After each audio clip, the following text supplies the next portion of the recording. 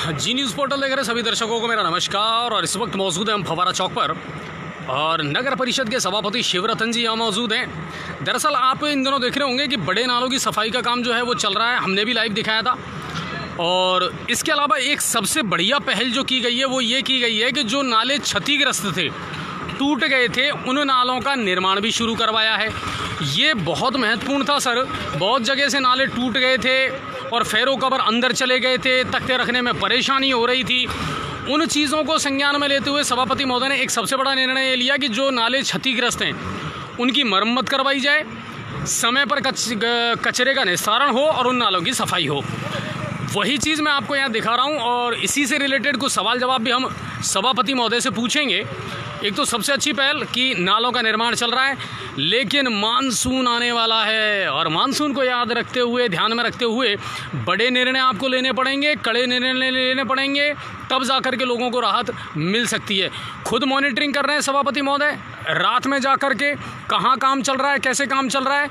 और ये बहुत ज़रूरी है एक जनप्रतिनिधि के लिए कि वो अपने कामों की मॉनिटरिंग करता रहे।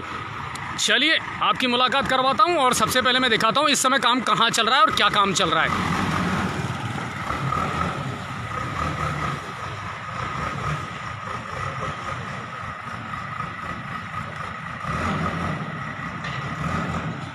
और सभापति महोदय भी हमारे साथ मौजूद हैं, उनसे मैं आपकी बात करवाऊंगा। अभी वो थोड़े से फ़ोन में बिजी है कि क्या कुछ चल रहा है नई पहल। और सबसे अच्छी बात कि नालों का निर्माण, जो नाले टूट गए थे उनका निर्माण भी चल रहा है।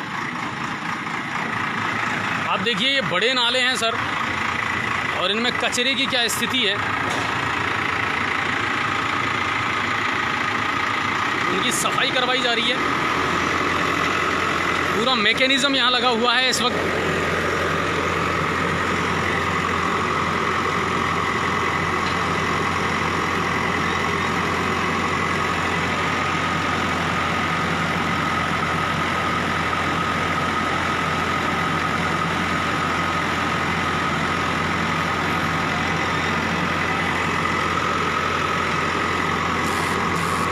इससे आगे जो बस स्टैंड तक का था वो मैंने आपको लाइव दिखा दिया था कि उसकी सफाई हो चुकी थी। और देखिए मैं आपको बता रहा हूँ नालों का निर्माण यानी मरम्मत का जो काम है ना वो भी साथ के साथ करवाया जा रहा है। देखिए यहाँ से रास्ता रोक करके, और ये जो नाले हैं ये बिल्कुल टूट चुके थे सर और कोई भी बड़ा हादसा हो सकता था। इसको ध्यान में रखते हुए इस पानी को यहाँ रोका गया और उसके बाद में इन नालों की मरम्मत करवाई गई। जो इनकी दीवार गिर चुकी थी, टूट चुकी थी, कोई भी बड़ा हादसा हो सकता था, उनको अब करवाया जा रहा है ताकि आगे कोई हादसा ना हो।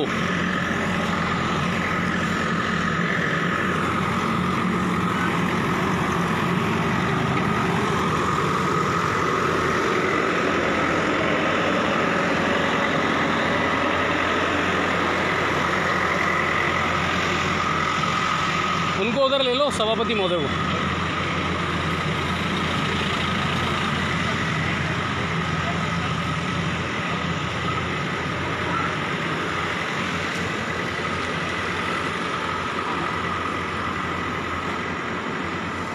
गोलू राज जी कह रहे हैं मंडी का भाव, गोलू भाई मंडी बंद है इन दिनों, कोई भी खरीद नहीं चल रही है, तो मंडी का भाव क्या बताएं। बाकी ये है कि सरसों के भाव बड़े अच्छे चल रहे हैं। और अब हमारे साथ हैं शिवरतन जी।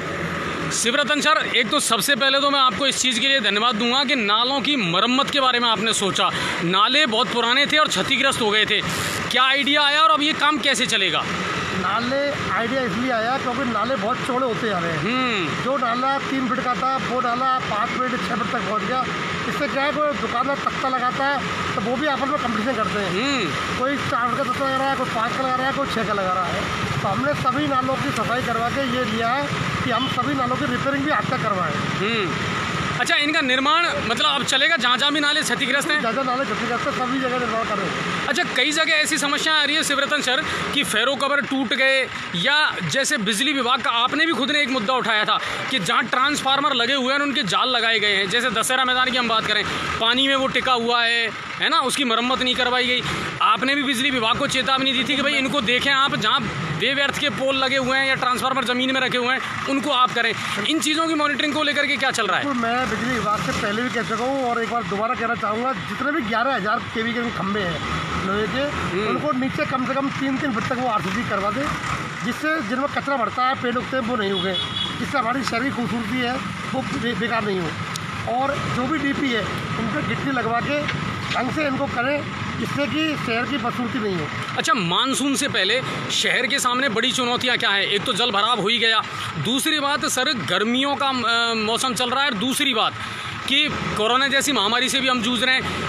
पानी सबसे बड़ी समस्या बनती जा रही है, हर कॉलोनी से समस्या आ रही है, लेकिन अभी तक उसका समाधान नहीं हो पा रहा है, जल्द आएगा। बिल्कुल आप सही कह रहे हैं, पानी की समस्या आज तक बहुत बड़ी समस्या है, और सभी वार्डों से करीब अभी वार्ड नंबर 14 से 29 से मेरे पास पार्षद महोदय का फ़ोन भी आया था, कुछ लोग भी अभी घर पे गए कि पानी की समस्या बहुत बड़ी समस्या है। इस बारे में हमारी रेगुलर मीटिंग हो रही है किरोड़ीलाल जी से, जिनमें 2 से 3 बार बात हो रही है।